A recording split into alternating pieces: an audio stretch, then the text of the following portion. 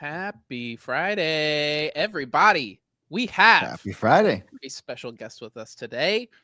Business Dad Ian Landsman is with us today. Woohoo. And we are going to selfishly ask him lots of questions that we want, among many other fun topics. But before we get started, I have a question for Ian, and that is, what's the word? What's the good word? What's the good word? Is it the word today? That's a good word. It's just a mostly technical extension podcast here. I love it. Mostly riffing, Gotta if you throw will. in a ref here and there. Yeah. We'll get those some refs then. I don't know, man. Nothing. It's a good day, beautiful day here in the Northeast, sunny, 75.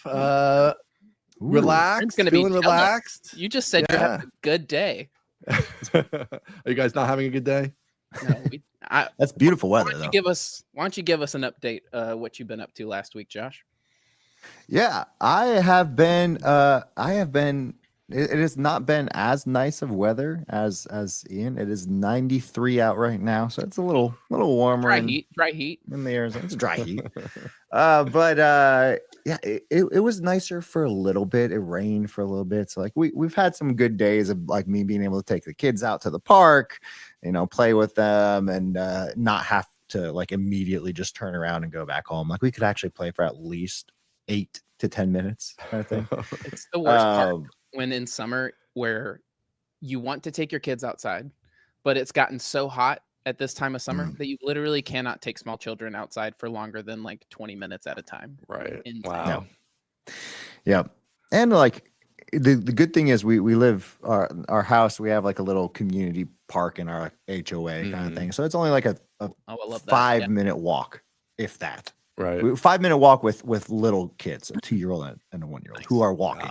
Yeah. Yeah, so this past week has been pretty good, honestly. I feel like I've gotten on top of things. We just had at work, we just had the Forge relaunch. And I feel like this has been the third launch for Laravel in like 6 months or whatever. So it was just kind of a normal Monday, normal Tuesday or whatever it was when we launched. So I had a couple of videos that I put out for the Forge relaunch and got to do them. And I never got to work too much in Forge just because like in my personal time before Laravel, I did more Vapor stuff. And then since Cloud released to Cloud, so like it was fun to like dive into some Forge stuff. So that's my past week, mostly work related, some fun personal things too. What about you, Will? All right. Before we dive into that, we love a good bouncy castle. Ooh. We got at the start of every summer, we've got like a bunch of families that go to the same school as us in our neighborhood. And at the start of every summer, we got a big old backyard and we will just rent a big old bouncy castle and split the cost among like 6 of us. So it's like not expensive and the kids love it. Oh, it is such a good Saturday. Like all the kids are out running around on a bouncy castle. We just get to sit and do literally nothing because the kids are entertaining themselves. Sounds amazing. We did the same thing, but with like slip and slides. I had like 3 different slip and slides that we got in the backyard. Love a slip and slide. My last week has been very busy. It's so funny how you can have like busy public weeks and busy private weeks. Like last week was a very busy week, but it was very public that I was busy. Like I released the game that I'd been working on that I'd showed at Laracon and like let people like actually start using it themselves. I had that like whole thread on the design course and all that. So it was like very public, but a lot going on. This week I had even more going on, but like crickets on like social media. Too busy to even like say hey to the internet this week, it felt like. Finished the cottage. The cottage is now complete. Wow. Congratulations. The 3D printer. The 3D printer will be open soon. It's set up? Okay. It is not set up. It is still in this nice box beside me because the other stuff is just like we're coming up on our next release date internally for the new product at Snowflake, and that's just been keeping me busy. And then our 6-year-old had her first grade play this week, so lots of fun family things, staying busy. Ian, what you been up to? Man, well, let me tell you, on this little kid front, though, just to my 2 cents, is something we've been reflecting on is how we are really like totally done with little kid phase, which really ended Yeah. years ago, but it only feels like it ended. Like we're just Mm. realizing it's over, kind of. And Because how old is your youngest? the youngest is 12. Okay. Yeah, so Yeah. you know, we're kind of out of the. She's pretty self-sufficient, you know. We're kind of out of the little kid stuff, but it does a hangover to it. It's like you think when it's like not just like, oh, there's 7 or 6 or something and you're done with it. It's like it feels like you're still in it, even though probably factually you've left it, but you don't realize you've left it, you know. So yeah, just like take lots of pictures, because like I have the TV set up and I have like digital, you know, picture frame and all this stuff with the photos, and like the photos they're hitting so hard now. It's like, man, I'm glad I took those good photos, because now it's like we have all these professional quality photos of the kids doing cool stuff, and like now they don't want you to take pictures of them. You know, it's like you can get one picture a year. You I'm know, like already getting that. Our 6-year-old's already like, ugh. Right. Get that out of my face. So take the pictures. Yeah, it's like it goes fast, but not just business dad, but real dad too. So real dad time. We'll take that. We'll take that advice. Real dad advice here. Simon says something about Ian needing cool glasses, but I have them. So also a hat guy. Also a hat guy. No hat. I do. I got a hat. I got a Night Patrol hat if we need some emergency hat situation. Yeah. We got it. I'm a glasses guy. I have like horrible vision, but I've moved to the contacts like when in 7th grade and never looked back. So I'm a contact man. Opposite experience. Yep. I was inverse. Always really. And then in college, I switched to glasses because I was done playing like organized sports at some point in college. And once I had glasses, it's like now it's like my personality to have glasses, as it is with all people with glasses. I feel like I can't get LASIK now because like I will look weird without them.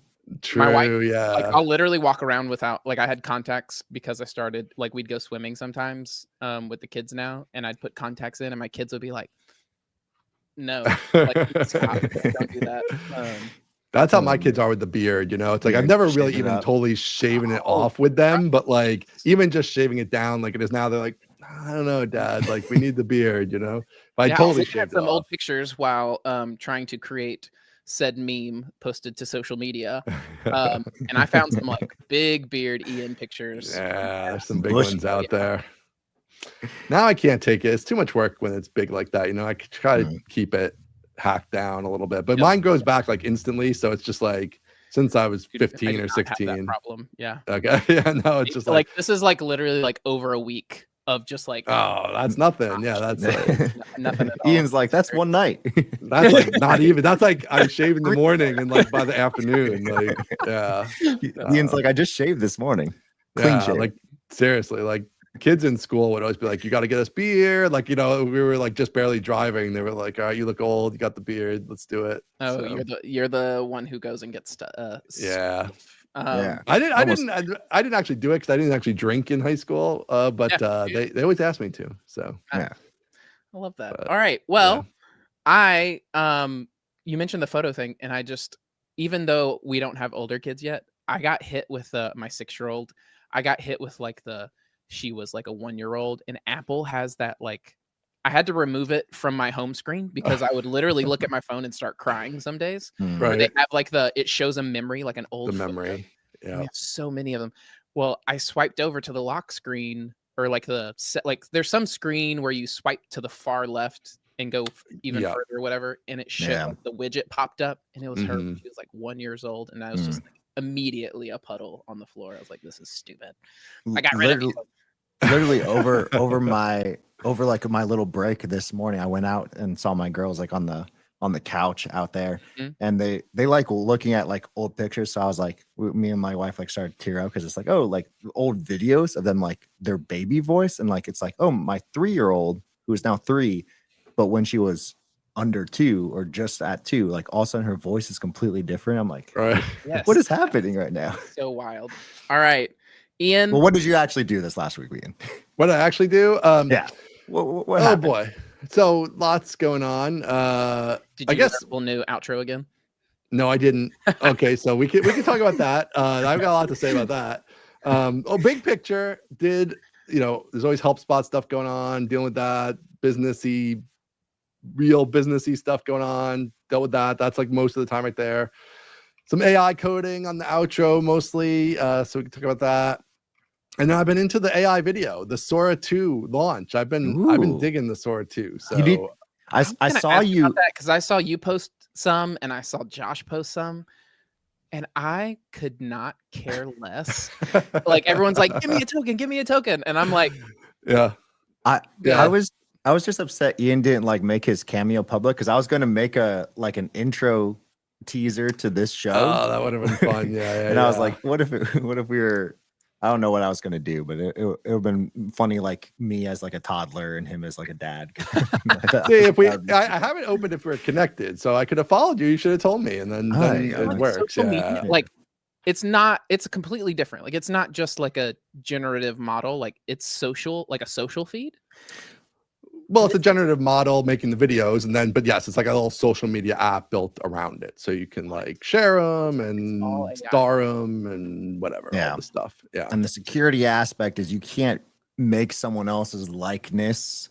Public figures, it seems like you can't, but you can't make someone else's likeness that unless like they have given permission, either as like friends who follow them or just public. Yeah. I don't know. It's pretty cool. I'm digging it. I don't like general, like here's some AI video. I guess to me, this is my whole theory on this, right? Is like, okay. I don't know if we want to get deep on this right now. This is what I've been thinking about. So, okay. So we talked about we kind of brushed on this on Mostly Technical last week, but I'll have a lot more to say this week. But this is the preview, which is like, I just think, I don't know, I'm really kind of excited about the AI video where you're in it, because I feel like everybody wants to be the star of their own show, right?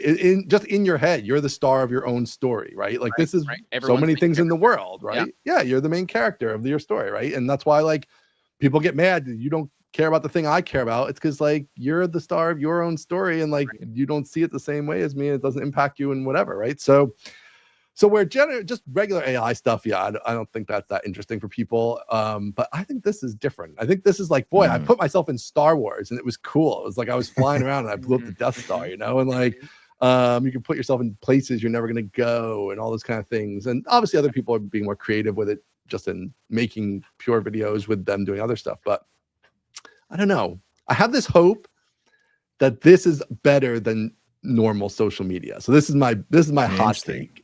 My hot take is that maybe this saves us from social media, because this is the hot take. And everybody I've said this to thinks I'm an idiot. So if you guys think I'm an idiot, totally fine. But social media, all the algorithms, whatever your favorite platform, right? It's like they all eventually come to show people stuff that like basically makes them mad, and that gets the best engagement, and that's what the algorithms settle down to effectively. And so you see a video of somebody doing something that you disapprove of, and you get mad at them on a human level, right? It's like they're doing it to you or whatever. This visceral reaction. It's like human to human. Right. But the AI, if there's an AI video of stuff, I don't know. I think it's different. It's like more like watching a movie. It's like watching a show. It's not really real life. It's not really real life, even if it's very close to real life. Like, I mean, you watch a movie, it's real life in the idea of like visually, it seems like this is a thing that's really happening, even though, of course, it's not. It's a movie, right? I don't know. I have some hope around this, and that then maybe also people are entertained just in different sorts of ways. Instead of being mad, I can get as many episodes of Lost as I want, because AI will feed them to me and I will enjoy them or whatever. And so I don't know. I don't have it all fleshed out, but I feel like there's something here that's better than just Twitter throwing everybody into the mosh pit and beating each other's brains in. So maybe not, or maybe it's the same. I don't think it's worse. It's either the same or it's either the same or better. So I'm taking the optimistic view. It already is. Yeah, exactly. So I feel like that's where my optimism comes in, I guess. It's like maybe this is different and it'll be better. I don't know. Okay. That's an interesting take. It's an interesting take. I don't. Man, I think it's like I don't go on Instagram or TikTok anymore, like the reels or like short form video content kind of stuff. Yep. So I could see how it's like, if you're the type of people to watch short form content, and now instead of it being like you said, like an actual person, it's like, it's not real. so you don't your visceral reaction is not as strong, and people like don't automatically attribute it to like a group of people as like evil as it seems to be. Right, exactly. It Like I see one thing about this group and I'm like, they're all evil, right? And like that's how it's trying to feed it to AI you, kind right? of makes that a little more analogous, like harder to pinpoint, I guess. feel like it does. I mean, obviously it can be used to make terrible videos Yeah. of people doing definitely. terrible things, of course, right? But that's Sure. already true. Like that's already true. Yeah. Like there's fake videos now. You can make fake videos. It's not like that's not a new. People act like that's new. I'm like, that's not new. You watch movies, there's fake stuff in it all the time, right? Like the technology has existed to make fake stuff for quite some time. So I don't think I would want it on a Twitter or Blue Sky style feed though. Like it, like I could see that being true for like video, short form video content. But if I'm someone who, like, I don't go to Twitter per se for entertainment. I go to Twitter for relationships, and like, I guess it's a little bit of entertainment. Like, but it's like the idea of entertainment is not like, oh, I want to be entertained. It's like, no, I want to go have fun with people I know. Is the thing. Like TikTok, to me, TikTok and Instagram's like, oh, like I want to be entertained, but I don't care where the entertainment's coming from. Places like Twitter or Blue Sky is like, oh, like sure, like I'm on here because there's some amount of dopamine or entertainment involved with this, but it's because of real relationships that it feels that way, and less this like the anonymous or just like general entertainment, random vegetable entertainment kind of thing. That, well, like, but see, I think, don't you think though, there's like, I guess part of that is like, because a lot of what entertains people like us is our work, right? It's like I'm entertained when I find a new package. Like, look at this new Laravel package. I'm now entertained, and I'm going to go dig into it, right? And like, I'm learning something for work, and I'm entertained by it, right? So there's this like heavy overlap of those kind of things where like our work relationships or quasi work relationships are also like tied in with our entertainment and stuff. But I also just think Twitter, Blue Sky, text-based social media is irrelevant, like in a sense, right? Like it's like 1/20th of all the social media consumption, probably even less, right? So like, okay, like people like us are like, I much prefer text with some images dropped in here and there. That is way by far my preferred format.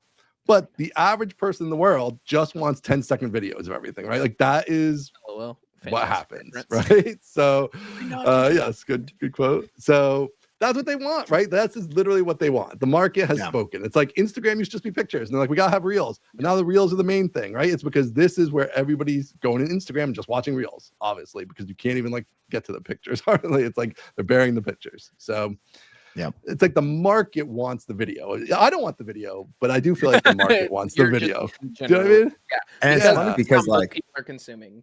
I see it on YouTube a lot too. Like YouTube is really pushing shorts now. Well, at least on mobile app. On desktop, it's still kind of like 50-50. But like I like probably watch more shorts on YouTube now because if I open up the YouTube app on the mobile, it's all of a sudden, it's like super easy to just scroll and look at a couple of shorts instead of me actually watching like the videos that I watch of like people I'm subscribed to kind of thing.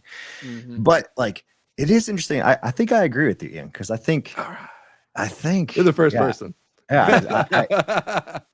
So this is only my like half baked thought because I've only been on Sora for this. But here's where I think it's interesting that I think it could be more beneficial for society as a whole. This sounds weird. A social media that could be beneficial for society. But I think let's see what you got. Let's see. The interesting thing about it was as I was like scrolling, I didn't look too much on like the feed because there's a feed where you can literally it's kind of like what's popular right now, but I think it also like just like any other algorithmic style. Like a TikTok type thing.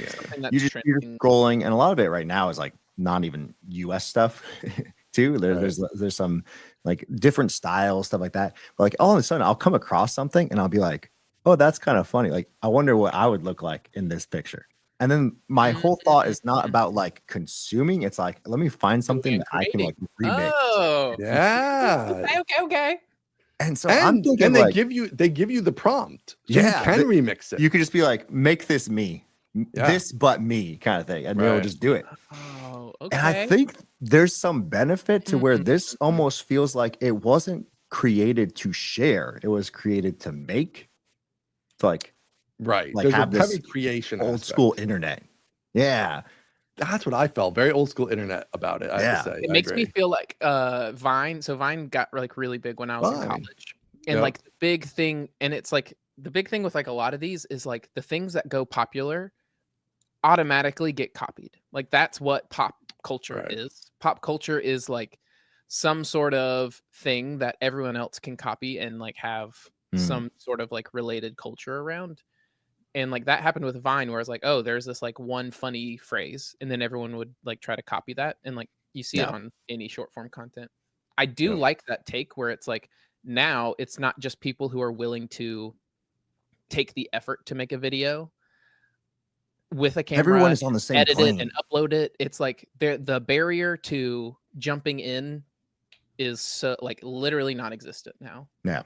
I was trying to think of like an example of what this reminded me of like, so like two things. It reminded me of like 4 years ago, right when AI was first starting to take shape, there was like apps that you could put your face on a GIF, and it was kind of good, kind of bad, but it was like, oh, this is really funny because now I'm Nick Cage when he's like swinging his hair or whatever kind of thing, and that was fun. But I also think, and this might be an even hotter take, I remember like when everyone sent those like animated invite things for like Christmas, and you would put like your face on like an elf that was dancing around. No one, the people that you sent them to hated them. It was like, why is this a thing?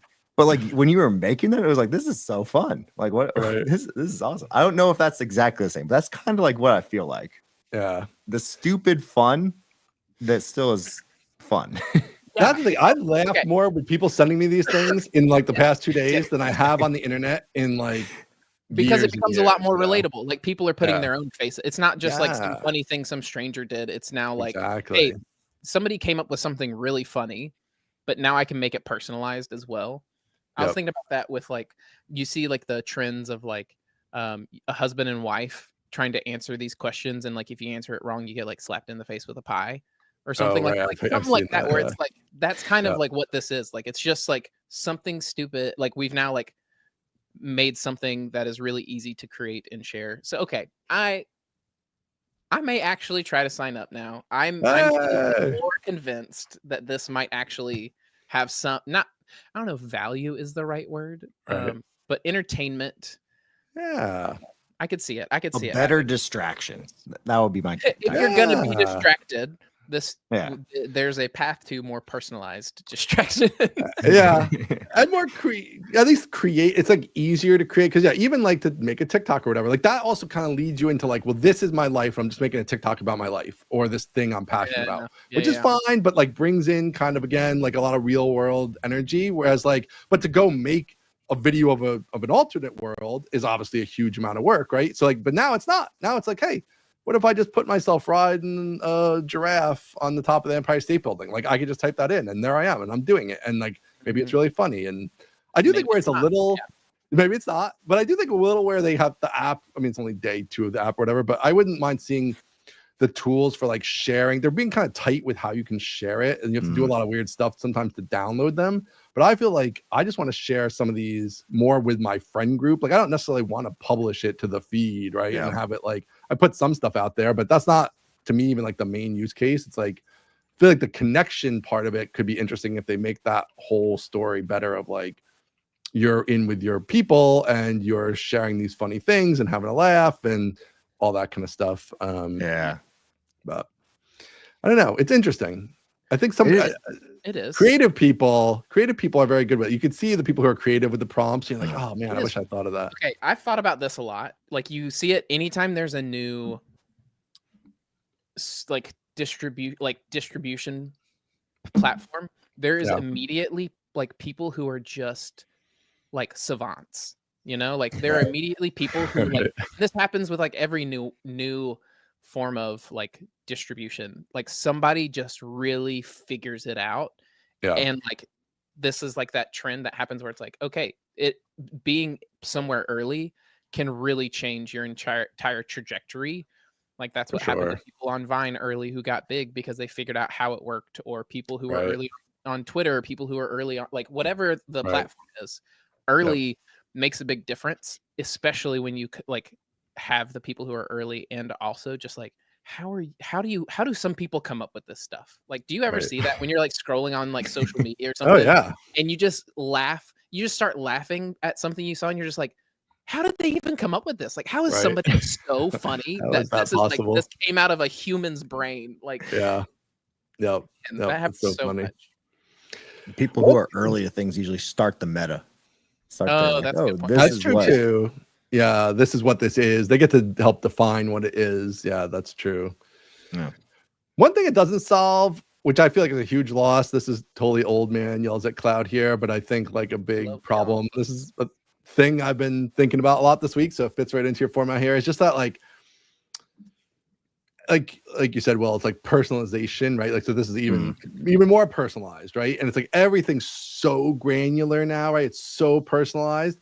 And it's like you just don't have those like shared moments as like a society anymore. You know, it's like we talked about this football's a bunch, like the last thing left, right? It's like Yeah. so Like it's we don't need to I'll hang out. I can make a Right. video of us hanging out. Right, yeah. And so it's like that part, and I don't have a good solution for that. It's like, how do you get everybody to watch one show? You know, it's like impossible. Like, whereas, like, yeah, when I was in my 20s, like we all watched Seinfeld. Everybody, literally Because everybody. that's the only thing that was on. Yeah. Or Right. like It's like- kids, yeah. kids would come Right. to school the next There's day 4 channels, and talk that's about it. the same show because Right. that's what was on when everyone got home from school.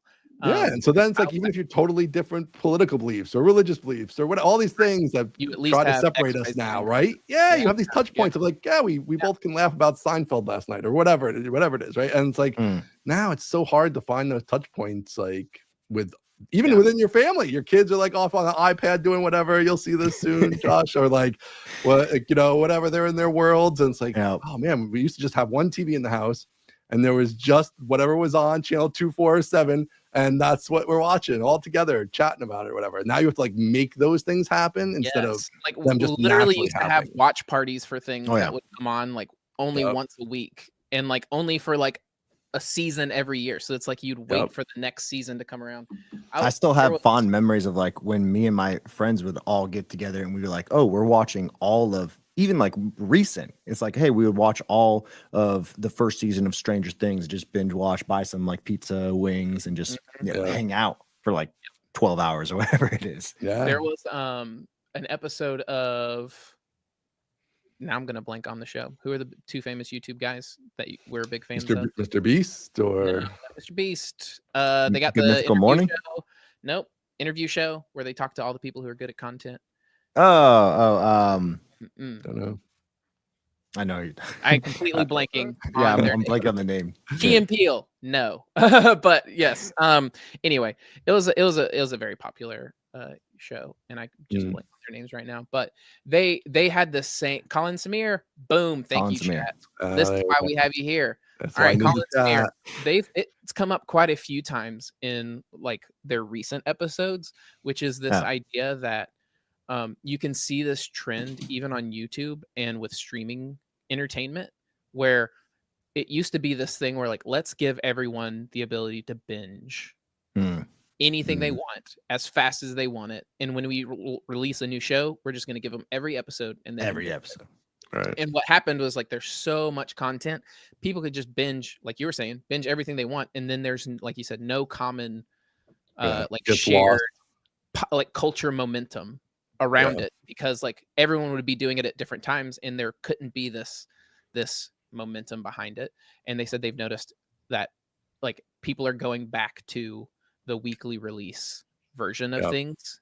You see it in streaming services, you see it in a lot of YouTube channels now, because of that exact thing that you mentioned, where it's like it's not just like for personal reasons, it's also just like a market thing too. Like you cannot get momentum, you can't get people behind like an idea and like have things make news if people aren't talking about it together. And the way you can like artificially do that is forcing people to only be able to watch it on the same day once a week, because then that's when it happens, and everyone who wants to talk about it can only talk about it after the episode's like been released, kind of thing.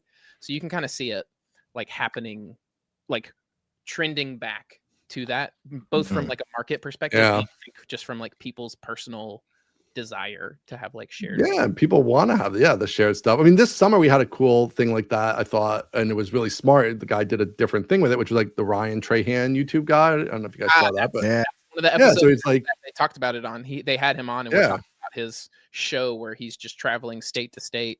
right. He Every did all day. 50 states in 50 days. So it's like, okay, like in the beginning, less people were watching, but then it built momentum and whatever. He had a bunch of shticks with it to make it work. It wasn't even just that, but that was like the foundational element was like, there will be 50 days of this. So it will have time to generate potentially at least interest before it gets drowned out by other things, which, if you just dropped all 50 in one night, like cool, some people would hear about it, but then it would get so much like People 2 hear days about later, different times, and nobody's connecting the dots between it.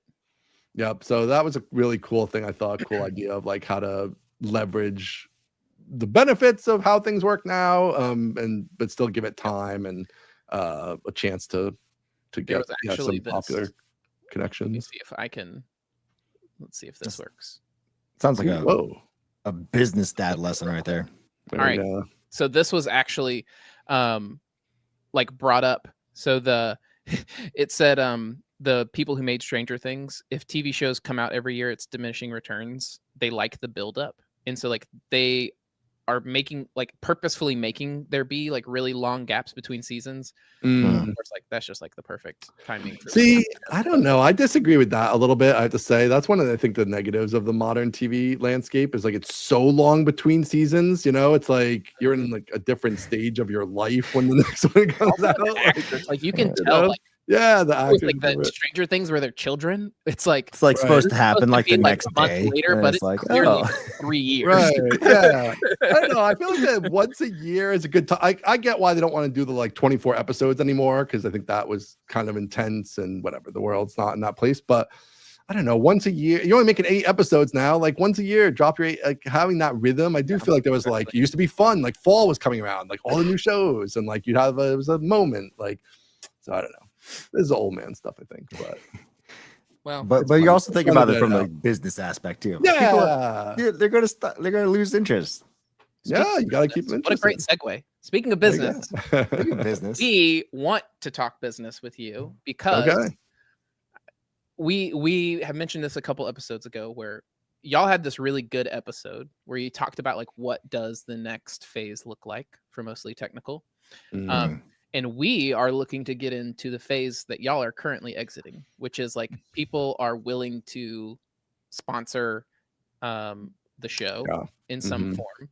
And like, we're going to show up and do this every Friday, no matter what. But one of the things that happened when we started thinking about this was like, how do you even set up yourselves to like not be in pain later? Like clearly there's 2 of us. I've never started a business with a partner. And like, even though it's just a podcast show, I assume that like the United States government is like, no, this is a business. And if you have money that's coming in, you need to make sure you handle it. How do you even get set up to like manage all of that kind of stuff? Well, I don't know if I'm the best advice here. Here's how we do it, which is not going to be, I don't think, applicable to you, although maybe it will be. Interesting. So I always have these little adventures, right? There's like HelpSpot pays the bills is the main thing, but it's 20 years old. So across the 20 years, I have to have new adventures here and there just to like keep it fresh, right? And so podcast is one of those. And we punted on all of what you're talking about because Userscape, which is the name of my company, just runs it. And then I pay Aaron his half. And, we just split the money. But that's it. Like we didn't start a separate business and do all the stuff and get into because then it's also like who knows if it's even gonna be a thing or whatever. And it's all the money to set a business. Once you have a business, you have to pay the accountant. I know $1,000 a year for that, right? Which like yearly franchise like fees, if depending on where you try to like set up your business, right? Yearly fees to keep in the state and stuff. Yeah. So if you have a business existing, I think that's not the worst idea. I mean, you could put some like we didn't actually do this, but you could put some contracts in place just so like the ownership of the show IP is all clear that you're 50-50 owners and what like that stuff's still all possible and you could just organize it that way. But if one of you has a business, you could still just run the money through that just to keep the like kind of overhead of getting started low, and you could always spin it out into its own business. If You know, a some year for from some reason now. things went Yeah, well. you start Josh, making do you have a 100 grand a company? year on this, like, you know. What was that, Will? I said, do you have a company? I do. Oh, you do? I do have. I Okay, do have a good. I company. don't. So, That might be the best option, honestly. I didn't even think about that. It's like, Yeah, I mean, me it's like for a too. thing like a podcast, you know, it's like, I think that's fine. This is not good advice for software. I would not do this with software at any dollar amount. I think that would be different. Mhm. But I think for a podcast that you guys are going for, like a kind of a techie podcast, I mean, like, you know, the upside is somewhat capped. I mean, like, you're not probably going to have a $5 million a year podcast in the Laravel space. Now, again, maybe it gets bigger, it breaks out. But again, I think that's like stuff that happens slowly over time, and you're going to see that. And you're going to be like, okay, we got to get more organized about this. Yeah, and plenty whatever, of opportunity and margin at that point to invest in the right exactly. So I do think for software, I don't agree with myself there though. And for software, you should just have a business right away. It should be the right percentages right away. Interesting. And you don't want to mess with that stuff. But yeah, I think for like something small like this, Ian teaching us clicks. And then I thought every developer had their own company. So yeah, that's true. My dad's an accountant, so he like has done my taxes like every year. Interesting. Okay. I've always done like freelance work. No matter what, even if I've had a full-time job, I've always done like at least one like contract project a year, because then I am also self-employed and I can also have a ton of write-offs for my business. And like you could be, if you're by yourself, you can write all those off without having to have any form of LLC or anything. You can just have it be like a sole proprietorship on your own social security number, etc. And so yes, fantastic use. Like if you are a developer and like you want to, like, I write off like a third of my house for my home office. I write off a third of like my cell phone bill, of my power bill, my water bill, my electricity, like all of the bills. You can take a percentage based on like how much of it you use for your business. And not to mention, like, if you buy courses, which we all love to buy, you know, some database courses. We love database courses. Those are tax deductible. Any differences? Maybe buy like a podcast platform eventually, you know. Podcast mics, you know, your microphones. Exactly. Yes, 100%. I love a good write-off. I love a write-off. It's my favorite topic. I will say, I will give a little business dad. We'll get into business dad corner here on this, which is that the downside of what you're doing there, and I think for you it's fine for what you do on the side, but I think you know, it's pretty dangerous. I wouldn't develop software that way for people. Oh, absolutely. Because like if it's design stuff, I think your risk is low, but like something you deliver somebody a piece of software and they get hacked through it and then they sue you, like without an actual company between you and it, then they're just like taking your house you're writing off and stuff like that. So that part's bad. So yeah, that's like, I was ever starting up an actual agency, like for instance, Thunk Boys, you know, like you don't start something up that's legit and do that. This is literally just like side projects, just slinging some pixels with people where they no risk type of thing. I design stuff I think is fine. Like I don't just like say like, oh, a complete stranger wants me to build something for like $50,000. I'm in. It's like no, like person that I know or person vouched for someone, and the project is like very minimal 4-figure amount kind of thing. Or my like LLC is technically I made it mostly for any kind of content or creator stuff that I did. That way it's kind of like, you know, taking off that. It's through Stripe Atlas, so it's like in Delaware. Always although I have heard this is not official business advice, so don't put this. But I was talking with Tanner Lindsley of TanStack. Yes. Yeah. And like he was hopefully I don't get him in trouble. But like he was like, I have like my brother who's like a fantastic accountant, and he like has all of these hacks because he like makes so many. a bunch of money as like an LLC kind of thing, or like he is completely self-employed. And he was saying how he's like, yeah, my kids, like I pay them through the business. Yes. The house is like bought by his company, so he doesn't actually own the house kind of thing. I was like, I don't know if I'll ever get to that point.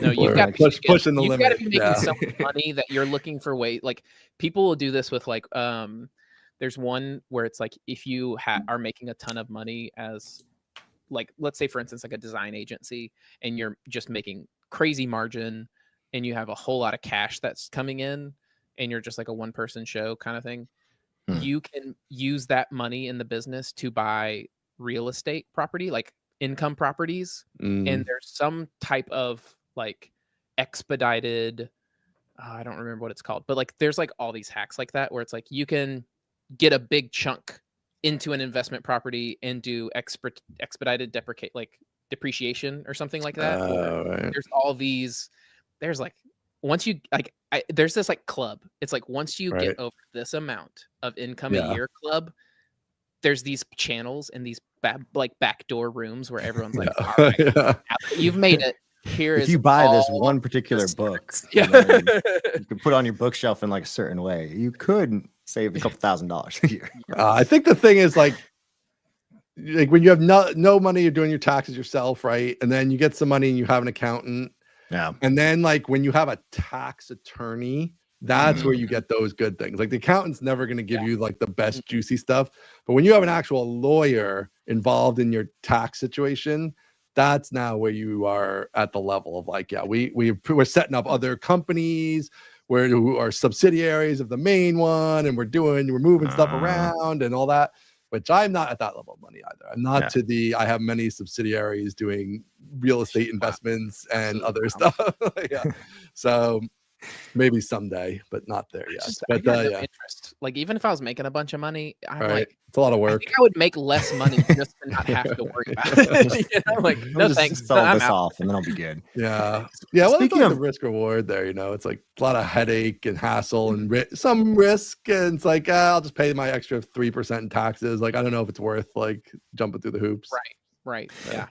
Speaking of like climbing the ladder or like once you get into like a different depth, it reminded me of something. So, and then we'll get into like a topic or link that you might have, Ian. But I'm curious because if we're talking about like this show in particular, and you have a bunch of different ventures and stuff that you do, or just like try out new things, and the show was like mostly technical, is probably one of those at some point in time. Yep. When did you how do you start to think about, okay, when is this just something that we're doing just because we like doing it? Do you start off thinking about, hey, I want to do this because I know it makes money. Even if it doesn't make money, I still want to have that on my forefront. And then when do you, kind of like what you were talking about on that mostly technical episode, when do you know to jump the tiers? That was the question that me and Will, we texted each other back and forth as we were listening to the episode. It's like, okay, are we in the same tier as them? Like, a year ago, are we there? How do we know we're there? Yeah. And then when do we switch, kind of thing? Like, when do we even ask? We just kind of like spoke it into existence because we like it. Like we literally like, let's do this every Friday. It sounds fun. And if we do it for long enough, consistency generally turns into something. Yeah. But like, at what point do you flip the switch from, okay, we're doing it because we enjoy it, to, oh, we're seeing traction. Can we pour some gas on it, kind of thing? Yep. Business it's a hard question. There's a lot there, right? It's like, let's take the podcast and your guys thing, which I think is even a little separate from like some of my side project stuff. It's a little different. So, I think layer one to me of something like this is like, it's good for you to just be out in the community. It's good for your personal recognition and brand and all that stuff. Like this was a big reason why I want to do it. I feel like this is a way for me to keep in touch with like the Laravel world. My inclination isn't to like make a bunch of open source packages and open source them. Like that's not what I'm going to be contributing, but I can contribute maybe some of the culture of the community and whatever. I have some history, right? And I know a lot of the people, so I can bring people in and out of it. And so like, so there's that level of like doing it just for yourself and those things. And I think those could be really valuable. Yeah. And then, money. I think the thing with the money is, people don't even ask. Like people don't ask for money, and so they don't get money. But like a lot of things, you just have to ask for money. And so like it's not like Mostly Technical has 100,000 listeners, and now we have some sponsors. Like, you know, we have in the thousands, but it's under 10,000, and like, you know, on any given episode, it's potentially less than that. And of course, it's hard to track. It's YouTube and whatever, but all the stuff. So, you know, you don't, and we started having sponsors like a year ago. So you don't need like tons and tons of listeners, because there's certain companies that are just interested in reaching your audience. And if you make the amount of money reasonable, it's like Mostly Technical. We took a little different angle with it. And this is one I really think is great for podcasts, which is like you get these little small ads, but we do a bunch of them. And so this way it's very brandable for your company, and our audience is hearing Bento over and over, right? Bento. Yeah. We love Bento. I love Bento. And, you know, when those people need an email service for some reason, well, they're going to think of Bento, right? And so Bento pays us $1,000 a month, because that's the published rate. No secrets here. And, you know, how many customers do they actually need to make that $1,000 back? Like, not that many. In a B2B SaaS type app, they don't need that many to make that back. And so, like people out there looking to advertise, especially if you're kind of aligned with the certain niche that they're aware of and things like that. So I think part of it is just to ask for money. Like my previous podcast, we asked for money and people gave us money. Like Linode was a big sponsor of the Bootstrap podcast I did with Andrei Butov years ago.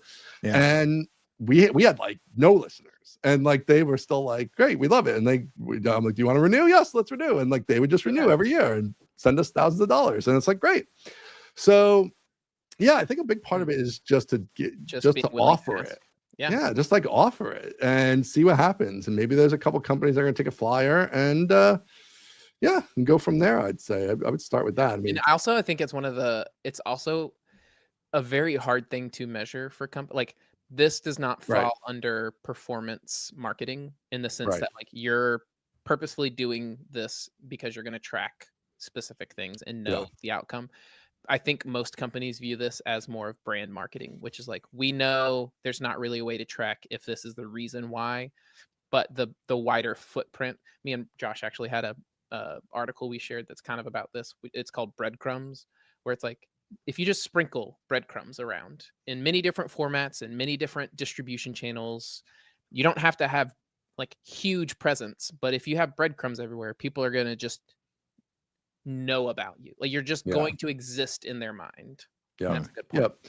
Yeah. And I think that, I think bigger podcasts are direct marketing and direct action and things like that. Cause that's why you hear like, use offer code Rogan or whatever, right? And get 15% off, right? Yeah. But like, the thing is, you don't want to position yourselves that way, I don't think, because you not have a big enough audience. But they're going to then be disappointed that they didn't get 10 signups under this, your guys' code, right? Because it's not there yet to that size. But if they take a chance and stretch it over months, right? It's not just like one ad. You don't really want to be in a position of like one ad with an offer code, and that's what they're judging their success on, because that's probably not going to be easy to be successful for you. But hey, we're going to give you a month or 2 months or a quarter or whatever, and we're going to talk about your brand over and over and over, and our audience is going to hear it over and over and over. And it becomes more of their brand's budget spend. Then I think that is where you want to be with like a smaller podcast, because like that is where they're going to get the value, but the value just takes years to extract, or months or whatever. It's not like everybody's sitting there waiting to buy like Bento, right?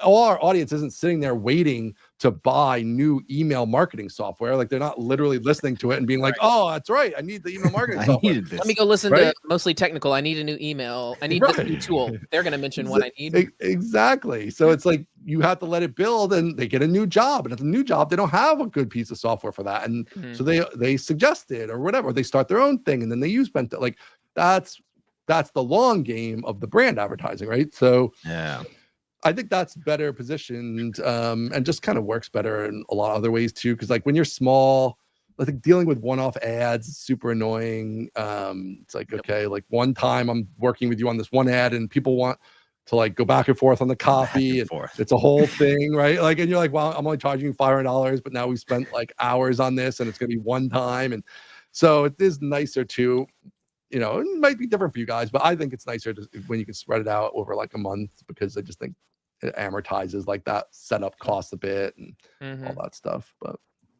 would you do anything different with how you did it with Mostly Technical? Now that you have kind of like a little bit of hindsight, would you keep the Stripe link up, keep the flat rate? We don't do any back and forths. Yeah, I'd like that. That's worked out pretty well. We did earlier than that do a couple one-offs, and it was a lot of like, we did charge more for them, but it was a lot of back and forth. We've definitely made more money for less work with the one-offs, but you know, it's hard to know because like it does go up and down. Like it was really, we had some months with like 5 and 6, and then this couple months here have been like 3. You don't really know. I mean, the thing to do different if we were really, really serious about it would be to like pound the pavement a bit more. Yeah, like have like a sale, like sales motion, reaching out to people. Yeah, exactly. So, you know, I think Aaron's super busy trying to get his thing off the ground. For me, it's a little bit more of a side thing. So I like making money. It keeps it motivating. I think it's just cool that we get paid for it. But it's not going to be something I can like spend a ton of time on, like trying to optimize the revenue for either. So in that regard, it's not a perfect situation, but yeah, I still think as the show grows and people, new people hear about us, it'll organically grow. And we do a little bit of, we organized a few more things now with like reaching back out to previous subscribers and our sponsors. So we're getting formalized in a few bits and pieces kind of as we go. Yeah, nice. There you go. As you can see at the bottom, we've got this like little. We're speaking it into existence. There we go. Yes, we're ready for it. Like we are going to make this happen. We just got to figure out the right. And I think that what I'm hearing and what I want to do is, I think we should make a page, Josh, like they have, where it's like, here's the thing, it's a flat rate. Let's start there. That way, when we reach out to people, it's like, hey, here's what we do. Here's who we are. We can put some statistics on there, like nothing that's like we can guarantee this kind of stuff, but like here's a summary of the show. Here's the type of people who come to the show. Here's how many people commented on it. Here's how many people comment, etc. Because sometimes we love our chat. Our chat is great. They are always active and jumping in there. Hey, someday you'll be able to just have outro give you that page, but there we go. That is not today. As soon as you mentioned on and we could invite you to our outro. We need it. We literally have 6 tools. We have like, I know. If you ever want to come on the show and like literally the show just be us, we're gonna do that. Doing outro, like testing outro or like talking and stuff. Like, we should do that. We're using like 5 different services to try and do 5 like things, and it's just like we can get you a discounted rate for an outro sponsorship too. Yeah, there we go. There we go. Well, that's a really good idea. We'll definitely do that.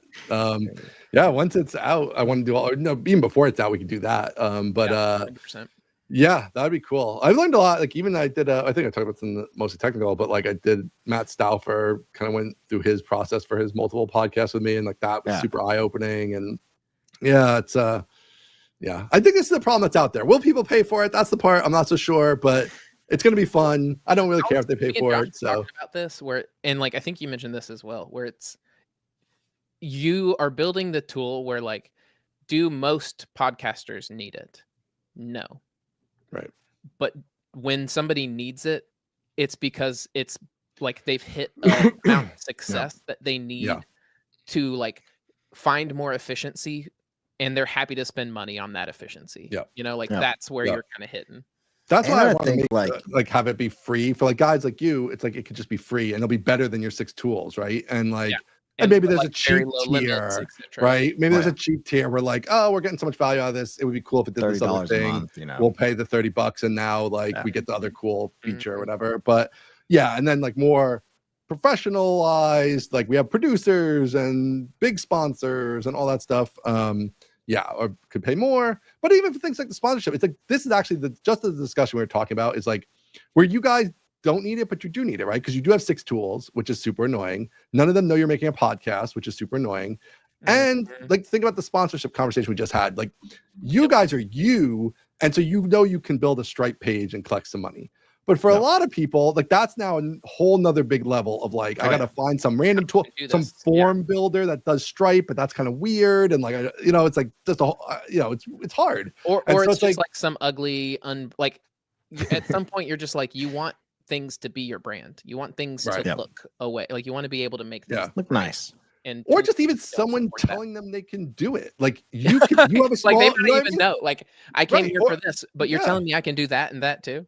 Right. Or just even like, yeah, they know they can podcasts have sponsorships, right? But they don't realize the like this philosophy that I have about it of like more brandable, more smaller segments, more like that kind of thing. And like the tool is going to be more optimized for that type of sponsorship, at least initially. So it's like, hey, look at this is the model you should try because for a just up and coming podcast, this is going to work better for you than trying to go to Squarespace and get Squarespace to sponsor your show that's got 50 listeners. Like that's not going to happen. But you might be able to get somebody to sponsor your show for $25 for a month or $100 or $200 or whatever on your 50 listener show or your 100 listener show. So also like once you start doing that, like here's another fun fact is like you're gonna start building a network yourself. Like that's what happens with all the new big newsletter companies. Like, at some point, if you have enough podcasts and enough people are landing on your pages sponsoring podcasts that are using Outro, you now have this opportunity to say like, oh hey, I noticed this company are sponsoring multiple podcasts. Like there's some businessing that can happen because you have that data, like and that's why I want the free one, the free tier 2. Yeah, because I want to have just like a lot of users, which I mean, the podcast space isn't that huge, but so a lot isn't necessarily like a gigantic number, but a reasonable size, because then maybe Squarespace comes to us and is like, hey, you have all these shows, and in aggregate, there's a lot of listeners there, right? And so there could be some kind of program where we have like people can opt into receiving sponsorships that we've negotiated for the network, right, or whatever. So, that's stuff that's definitely not day one. Yeah, it's got to be thousands of users first and all that. But about it, you can't not imagine that. Right? It's there. Like it makes sense. Like if we could get a bunch of users, that's that's even more listeners, and that's presumably valuable to create. Dealing with big companies, this is a thing, right? It's like they don't want to go to a whole bunch of individuals and negotiate individually as much as they can avoid it. So, if they can go to a bigger place to negotiate, then that would be preferable to a lot of them. So definitely a possibility, definitely something I've thought of as well, which could be interesting. How can you not?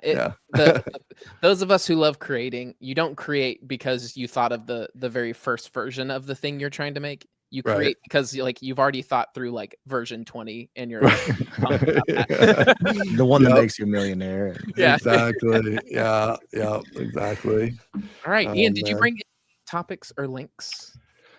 We talked about, the AI generated videos. I definitely want to talk about that. I thought just even AI coding is something I've been just constantly thinking about because I've been doing all outro with it and like the website. I know this is like maybe a little bit of a worn out topic. Who knows if you don't want to talk about it? I have other stuff, but I did think that let's talk. Still, so I just feel like in the eternal battle of like, is the AI going to replace every developer? I just feel like strongly it's not true. And just like I interact with this every day and it's like, there's just so much it doesn't do right. And even when you have it executes the code right, there's still just the bigger picture that I expect of even a junior software developer of like, what this product does. You really understand what it does and kind of what the customer expects of it. And so you're not just building a thing that technically works, but you literally have no idea why it's going to do the thing it does, or if what you've been asked to build makes any sense. Like, I don't know, like as the models have gotten better, it's like the code's getting better overall, I'd say, but sometimes it's still bad. And all the time, it doesn't give me suggestions back. Like, why do you want to do this? Because what you're asking me to do is stupid, right? It just, and then take the spirit of what I'm saying and tell me to be smarter about it. Yes. So I still have to like get that out of it of like, well, let's go through some different options and like, which is fine. Even senior people who are senior and very experienced developers, but a lot of this is being marketed as like you don't have to know anything about coding and suddenly you get full web apps. Like yes. I don't know how anybody's even vibe coding stuff, to be honest with you. Like when I just let it totally go, it produces garbage. Like it's like I have to be very specific. Yeah, I've been thinking about this a lot, and I think Yeah. that there's basically two paths in the future in my mind. One is the path that all of us that are in the bubble are experiencing, who have been in product, been in design, been in engineering for like most of our career. And that is we are using it to amplify the customizability, like very custom websites. Like Yeah. we are using it to amplify what we can even do that's possible Yeah. to like the extreme. So that's like one path where it just keeps getting better at helping really good people move faster, Yeah. generally speaking. Yeah. Because they're not trying to use it to write everything, they're just using it to like give them like a mushroom in Mario. Like you're just a little power up. Yeah. I think the other path is that it's going to take a little longer. I think what's going to happen is that there are going to be new frameworks, new languages, new like platforms Yeah. where there is less choice, and that makes AI better at making more Mm. things. Like I Yeah. think there are basically two paths, which is like super boutique, has lots of soul, very custom Yeah. software, and then I think there's the other path, which is just like I'm just like Frank. I live in Wyoming, and I want this like I'm like a cattle farm, and I do this very specific process. It'd be great to have it automated. I don't Yeah. care what it looks like, Yeah. and I Yep. think they're going to be developed. Like you can kind of already see it happening with like V0 and like their stuff. Like the reason why V0 is better than a lot of the other vibe coding platforms, even though I don't think any of them are that great, because of my expertise. Like, but why a lot of people like V0 is because they have the market share on like Shad CN on this like Right. very well defined, like very boxed in component framework. Yeah. To where Yep. it's like we are building stuff, it's going to look at least this good and at least be this functional because we know we're working within these type of constraints inside of this next framework and this component model. And I think that's like what the future looks like for more personal software in like the short term future is like that's the where that has to go. Like somebody's gonna come up with something that is like the perfect AI vibe coding Yeah. framework, and it's going to be new. It's going to be very like you don't get a lot of decisions because the fewer decisions Right. AI has, the better chance Yeah. of getting things right. And like it's just going to get locked down. Like I think filament, in my mind, like filament is like the Laravel version Mm. of being able to do that. Like you just Right. say, hey, you understand everything about filament. Build me like back office software that does this. Yeah. Would be like the path. I think even another layer of that, like the deeper layer of it just being blocks, is like the actual business logic layer, even too. Because like even like a help desk, a CRM, and a bug tracker are like literally 85% the same product. And there's like Just crush. 15% difference between them. And so you can imagine these like building blocks of like, okay, well, I have contacts and I have a thing that's like a ticket, like in like it's hard coded, into the LLM V0 type app of like it knows about these constructs deeply and it has a way it default builds them. And so it injects all that into the AI. And so now you can tell it like a 1989 Access database was the same thing of like, build me this generic cattle management tool. I don't care what it looks like, all that stuff. I do wonder though, on the B2B side of it, like there's definitely a space for those tools. But I do think there's this misconception in the developer community about what companies are buying. And the software developers think that what people are buying is software, but that's not what they're buying for the most part. Like, so there's the solution to their problem, right? Yeah. And then, but there's even just stuff like hackers. Yeah, I want to know that like if there's a problem, I can go to somebody. So like right there with your V0 solution, there's nobody to go to, right? Some guy who's now gone from the company built the V0 thing. Nobody knows how to use V0. They're stranded on this V0 thing. So you still have like all those problems that people are going to be quite reticent to just assume are going to be fine because some low-level IT person could slap together this database for them quickly, So there's a lot there beyond just can the AI make a CRUD app fast. It's almost like making the software market even more divisive in one sense, where it's like, okay, you're either like there's no longer this space for the in-between, because what used to be, okay, like I don't want to use this giant corporation software because I'm just like a small person, small company. I don't need something that crazy. So like there is this space for all these indie hackers and like small, tiny, like one solo companies to build software because nobody else knew how to do it. And they were solving like a very focused small problem. Right. And like there's a market where people could make a living doing that. And then there's like the other, like, then there's like this giant spectrum all the way up to enterprise software. And I think what's going to happen is that like there's going to be a gulf now. Like there's now going to be a gulf between the two where it's like, okay, people who were already buying the more stable enterprise company products were doing it for what you said, like support. Like I want to know I have support. I want to know that I have like security. Like I have security Right. concerns that I need to make sure, blah, blah, blah, whatever. Yep. All this kind of stuff that like take people to solve. And then like on the lower end, that's where the vibe coded stuff comes in, where it's like, oh, like I don't want to use the big enterprise thing. I don't have to pay for like some small, like somebody else's thing that they threw together, because now I can throw it together myself until I Yeah. come to a point where I can't.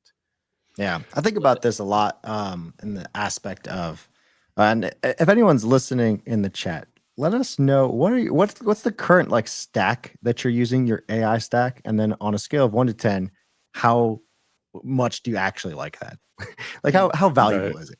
I'm just curious, because one of the things I've been thinking about, I actually just made a video about on my channel, is like this aspect of usually AI does better if it knows and all of the things that it needs is in one piece, kind of like what you're talking about, Ian, is like that, the block-based approach, which I think there's a reason why AI does better with like a Laravel or a Rails than a JavaScript Next.js, because like, oh, it already has how to connect to a database, how to do authentication, how to do all that stuff. And it's not trying to reach outside of this ecosystem. And so I think the benefit for like B2B is probably going to be less of like it might be, I don't know if it's going to be great for like dev tools and open source maintainers in a lot of ways, but it seems like it's going to be less of I made this one. It seems like we're moving less from a specialized products that we use for dev tools into more of a all-in-one encompassing solution. Like even so V0 is one, Bolt's one, like all of them are starting, and even Lovable, they're starting to use like their own database solution stuff now, because it's easier to like start building it and just maintain it than it is to try to connect. Oh, you're connecting to with Prisma to some planet scale database or whatever. Yep. And Convex does this. Convex has their own Chef tool that seems to do really well, because all their authentication is already like built in. Yep. Yeah, it's just using their own tools. So I'm curious what your thoughts are, Ian, of like, do specialized like packages, but are they going to matter, or should it all just be one encompassing solution as you're building like these back office stuff? Move towards the monolith. Yeah. Yeah. I mean, I don't know. I think who knows, right? Like, I don't know. Some of those things are not proven out. You know, like I'm building my own database platform as Vercel or whatever. Like, it sounds good, and I've received hundreds and hundreds of millions of dollars of funding, so I can ostensibly try such a thing, right? But like, is it a good idea? I don't know. I do think like, kind of like, well, even with in terms of like on the ground development, like even things like packages are kind of interesting, because it's like I have found myself not using packages in spots where I might have in the past. It's like I can just have the AI build package that I want that just does the things I need, and like I don't need the whole Spotsy DTO thing, because I'm just have my little custom little DTOs that are like just do the 3 things I need and not transform to TypeScript and all the other stuff that's in there, right? So so yeah, there's like some of that stuff, but there's even some of like even these things as they replace things, so like kind of like what Will was saying, like the top and the bottom. But I even think of it as like the top and the bottom of like the market in terms of good customers and bad customers. Like I wonder how many of these like V0 is going to take the bad customers. Like we could just whip together our own help desk, right? And like so like okay, like that's usually a kind of customer in my mindset that probably wasn't software can charge more now. A very good customer. Yeah. Like the people who are using, like their only other option is all like the vibe code. Like these are your other choices. Like there's more value in like run by people software now. Right. You want us to give you a demo as a human to human. You want us to get on a phone call with you and help you configure your thing in an onboarding process or whatever. Like these are things you find valuable and that gets set up for you. And that's great. So, but that's It's crazy. It's just like making me laugh. Like it's like AI is going to replace us only to allow us to charge more because being a human behind the scenes is right. It could be. Yeah. Everyone was having AI on their marketing pages and getting funding.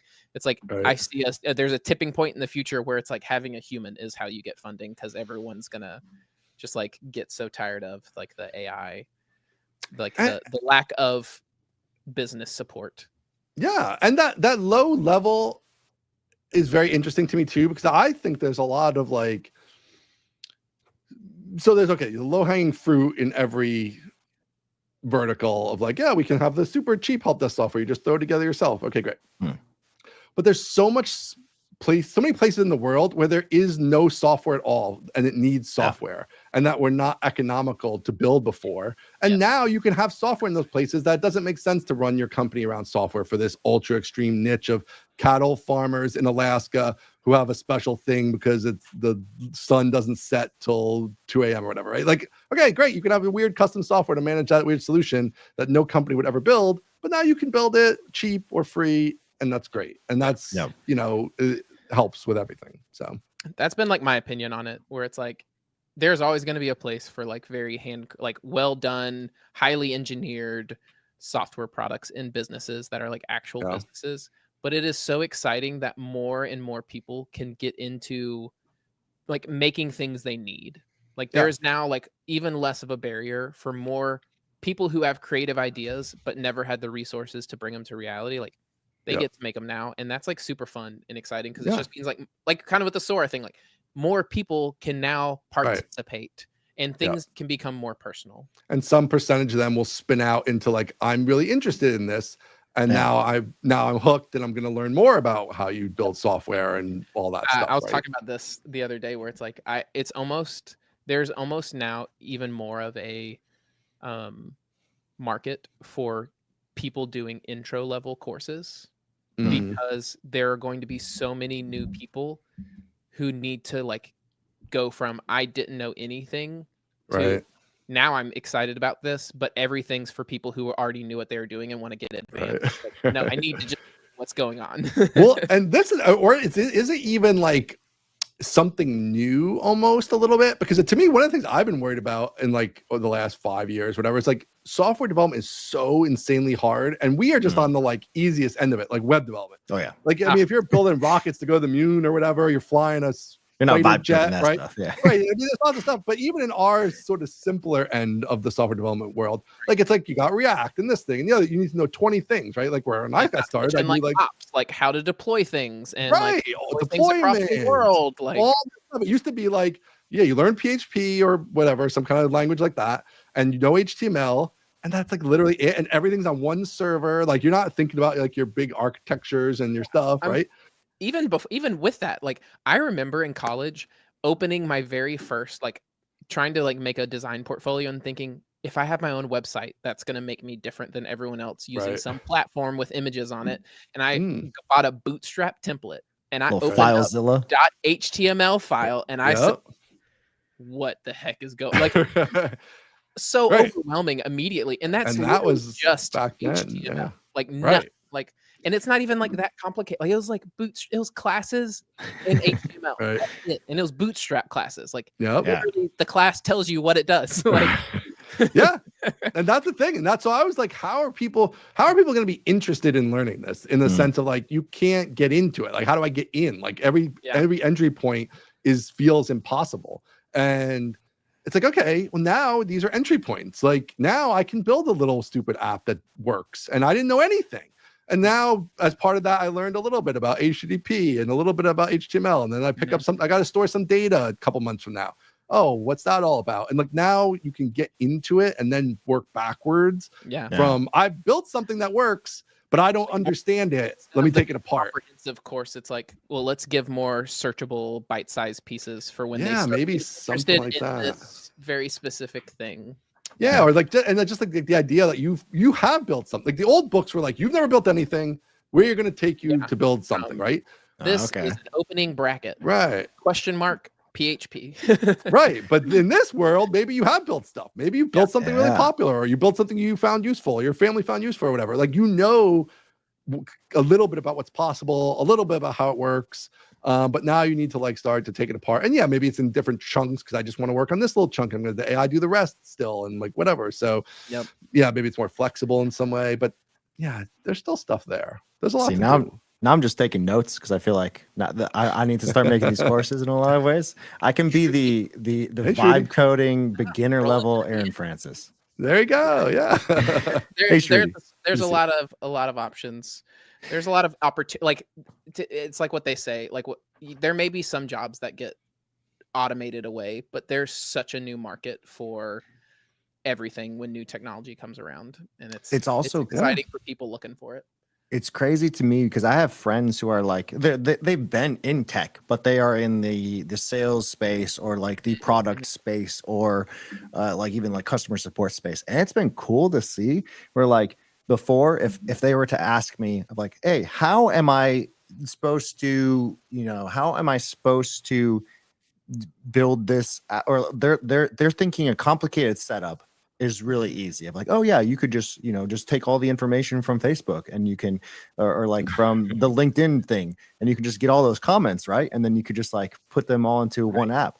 And all of a sudden, now that they've started like using tools like Lovable and stuff like that, they start to realize how complicated pieces are and how easy pieces are at the same time. So now they're like, oh, you thought we're hard, or the easy things, yeah. Welcome to engineering, people. they're starting to talk about like, oh, so that probably needs to be kept in a database, and so all of a sudden they're starting to understand these pieces, some of these one really understood before. Yeah. Like just understanding of the large building blocks is becoming more commonplace. Yeah. And all right, yeah, really. Go ahead. Yo, you say what you were going to say. Wrap it up. Wrap it up. Okay. Well, I mean, I guess not wrap it up, but like finish that thought. I mean, I guess I was just gonna say, like, yeah, this whole, I feel like this all is in every one of these conversations, is the idea of like what's complicated, what's simple, what do humans still need to do, what don't they need to do. And it's like 2 or 3 years ago, I was like, oh, maybe like we're gonna be out of business. Like maybe Intercom's just gonna have like the AI bot thing, and like nobody's gonna even need help desk software, right? Because everybody's just gonna buy the AI bot thing, and that's it. And it's like, yeah, people buy the AI bot thing, but like it hasn't actually hurt our sales. And because even every time I've used an AI bot, I've never had to answer successfully yet. I mean, I know there are definitely things they can do. If you have very straighthtforward questions, they are fine for them, and they will do them. And that's like honestly, like what is taking most of their support like it's like grandma in Idaho who's like, what I want to cancel my account. Cancel my account. Or what are your hours? Or like, like so there's some. Like but the thing is so weird is like having seen so much support, obviously over the years, like there's less of those questions than you would think. Now at a huge company, even though they might be a small percentage, it might be millions, right? So it's still like, for them, it's like, yes, we want to automate that bottom 20% because that's just free, right? Great, okay. But so often people are like, oh, what's your hours? And also, while I have you, blah, blah, this other thing, right? Like it's very rarely like, what's your hours, period. Like it's always like, there's more complication, there's other questions, other stuff. So yeah, it's like, it's very interesting. Just like what things are going to still, humans are going to want the human touch, or you're going to need the humans involved in still, what type of industries does it affect more than others, and blah, blah. So, because to me, customer service is like the lowest hanging of fruit for the AI to take over in some ways, is like you would think is customer service. And I still don't think that absolutely people are using it more. I'm not saying they're not using it more, but like it definitely hasn't been like, oh, then there's no more, you don't need this, there's only 2 providers and they just do everything. Like we're way far from that. And so yeah, to me, like the human in the loop stuff is way more feasible right now for what AI can actually do, and then we'll see if it even gets past that. Who knows? I don't think it will. I don't think this version of AI will, like the LLM version. Right. There might be some crazy technological innovation at some point in the future that is different, but I don't think LLM super RAG kind of thing. Yeah, if they ever do, I feel like it's more on this path anyway. It's going to be more just like we built so many data centers with so much horsepower that it's like we can just have every problem looked at in multiple threads of the AI going off in different directions simultaneously, and like more brute force a solution to it rather than like it is actually smarter. It'll just be like it'll look smarter even though it's been brute forced it's that way. working 4,000 times harder than Right, the same exactly. problem. Yeah, so and I think that'll be useful for certain use cases, and that's fine. Like I think that's how they'll get around some of it. I don't know if that gets us still to like AGI and like it's like talking to a human. It's like I just still gonna be think like that- a Doctor Strange scenario where it's like I've calculated all 400 Right. million scenarios. This is the one that's probably gonna be which is going to take a shit ton of energy. So is the like what's your hours question worth the amount of energy that's going to take? I don't know. So like there's all these trade-offs and things to be figured out. But no. All right, as we land the plane on this awesome episode, thank you for being here. Yeah. What do you have going on next week? Yeah. I'm going to Philadelphia this weekend. We're going to play some poker with Thunk Boy, Daniel Colburn, and the two degenerates of Laravel right there. the Loves poker poker, crew. don't you? Yep. So we're going to play some poker. And I'm going to have a fancy dinner maybe in there and just hang out. That's like the best part of going out of town is like if you don't include some kind of nice dinner in a trip, to me, me and Allie, it's like food first, then other plans. Agree. Plus the write-off. I'm going for business. I'm hanging out with Thunk guys, There you do go. it. It's awesome. Yeah.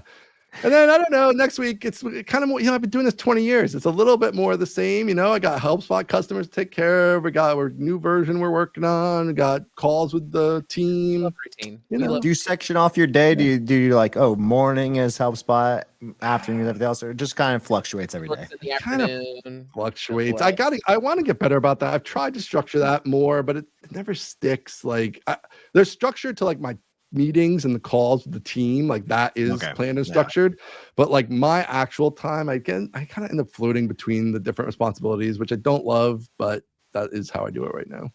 I think that's just the nature of like most businesses until you're just so big you literally can't. Right. It just I think makes that's the sense thing. to do that. Yeah. Yeah. We're not big enough to have the middle managers, that's kind of what we need. Do you buy a nicer dinner if you win? If you win big? Yeah. Or do you buy a nicer dinner because you lose and you're feeling bad? You're like, That doesn't fluctuate. I've done that also. One of the great things about being a poker player is that at least when you're going to play poker, you have actual cash on you, and it makes you feel like powerful, ultra wealthy, power, old school, cigars and suits, like power, right? Because you're like, I'm paying for whatever, right? And all I got's hundreds. That's all I have. Here's hundreds, and I'm like 100 for this and 100 for that. And I'm paying for dinner, 300, right? And it's like, it's so cool. It's like one of the coolest parts. It's like actual cash. When else do you deal with actual cash? I don't even touch actual cash ever. But it's like I go play poker, I got cash in my hands. So nice. Yeah, cash. All right, what you got next week? Next week, I don't have too much, honestly. I started looking at last week, Ian, just to catch you up. I started thinking through of, one of those crazy ideas of what would it look like to build something absolutely crazy. And my absolutely crazy was there's things in StreamYard that I like. That's nice about super simplicity for guests, being able to easily extreme to multiple things. But then once you get to like this level of, we want to have, we want to have the chat be a little bit bigger, or maybe it goes away and like specific things. You can't get to that complexity. And so I started researching what it looks like to build my own. Oh boy, that's a big another one to add to the list is like metrics, like how many viewers. Like right now we can see it while we're on, but we can't get like how many different our people YouTube connected versus other YouTube. How many are active right now who are commenting? Peak and things. Yeah. I could pull it all up probably, but like it's hard to see. There's so much stuff. Every tool, And so I started exploring mostly with like Chat GPT and just like Claude, and I was like, okay, what are the things? What are the actual services that exist out there that I could build on top of versus what you have to build on your own? And I was kind of surprised of how there's this thing called Live Kit, and that is like that's the service. They have a kit in it because they're just giving you tools. We love it. It is real-time video, audio, and data for developers. So it's multi-user conferencing based on WebRTC. So I was like, Shoot. if this is half of the battle, it might not Right. actually be that hard. Yeah, So that's all the hard. That's all the hard stuff. Yeah. Right. And so I'm still exploring that. So that is my next week. I'm like, Nice. when do I get to the point of I get to learn something new? Because this is actually Right. this is built in Go. I've always wanted to learn Go. Oh wow. I So like learned maybe to I can go, learn started it this while summer I because build it. That's what the new company is. Oh, they go. Oh, interesting. Yeah, there you go. And then I'm also trying to learn how to do 3D modeling for my 3D printer. So that is my next week. 360? 360? Cool. Fusion 360. Oh, I've heard Fusion. Or what are you using? I have not used Fusion. I was just using the what's the maker or like the one that Like what comes with with it? Yeah. Bamboo Studio. Yeah, So I've just started using that, but I think there's Nice. like some other free tools that I've seen that I want to try to play around with. Yeah. Sounds good. What about you, Will? Next week I started this. I threw it out there where I was like, I'm gonna make a design fundamentals course, and it like went bonkers. There's like almost 100 people on the newsletter after like only putting, which is like for a single tweet feels pretty decent. I sent a newsletter out on that this week, so I want to try to like I've been like I've got like a list of like what courses like what I think needs to be included in it. And so I'm going to try and like start digging into those and sharing progress of like, hey, here's what I'm thinking. Like I want this newsletter to be just like a build in public type thing, where I just like literally share, because I've never built a course before. I've never done any of this kind of stuff before. And I think it'd be super fun just to kind of like literally train of thought newsletter style. And then obviously like as it gets closer, if I get to the point of building, like that way it's like if I don't end up shipping this, well, we had fun along the way, everybody. Right. Like we all tried to learn. Like you all know why I stopped. This is crazy. Like we all went through this together. And then like if it continues to go well and I'm getting good feedback on it, etc., and I think it would be worth shipping and finishing it, then like that becomes like a good marketing. Like we'll turn the marketing engine on at the end and start dripping stuff out. But that that's got like almost 100 people on it after like one tweet, and that was pretty cool. So I think I'm just gonna try and see what that looks like if I talk about it more, do more stuff on it. And like once I start, like the way I want to try to do it is like record, like once I start getting lesson content, my idea is like bite-sized lessons, because it's just fundamentals. Like it's not like the big super complex stuff. It's fundamentals. So like I want to be able to do like 3 to 5 minute max course, like little bite-sized course thing, to where it's like, oh, it's super easy to like just share that on social. And like I'm not going to be worried about like if you went back through my whole Twitter, you could get the whole course for free. I think I'm just going to put it out there, and like that will let me know if it will be worth finishing and trying to charge people, or like maybe I just like I want to learn this stuff. Maybe I put it together and just like put it out there for free as like another distribution, like, oh, like Will's the guy who made the free design fundamentals course, and everybody like it gets more more people invested in it because they don't have to pay for it, that kind of thing. Or see if it will be worth, oh hey, like I think I actually have enough interest to like make enough money to be worth that as well. So you see that a lot with authors nowadays, where it's like they'll give away like the first third of a book. It's like they're releasing chapter by chapter or whatever. So you could release the whole first half of this course, like, and use that as like marketing. And then it's like, okay, the course is launched, and like, the first 40% is already out there somewhere, but now it's all in one spot. And then obviously there's the back half, which is all new. And I think that makes a lot of sense. Keep some things hidden, like some exercise, like there'll be exercises. It's a design course. Like you've got to put pen to paper at some point if you want to, so to speak, if you want to like get better at it and actually learn it. But I think the videos will provide a lot of value, even if you don't want to be a practicing designer. There's a lot of value in just like understanding the language of design. That can just make you better as like an engineer or as like somebody who works with designers, that kind of thing. So and with the more vibe coded apps, the more vibe coded things, like just understanding design is like a huge boost over everything else. How to make it look good. Like even the fundamentals, just having that under your belt, just like completely like gives you a leg up and then some with just everyone else. So that's on my plate. And a bunch of work stuff that nobody cares about. So that's no fun. Right.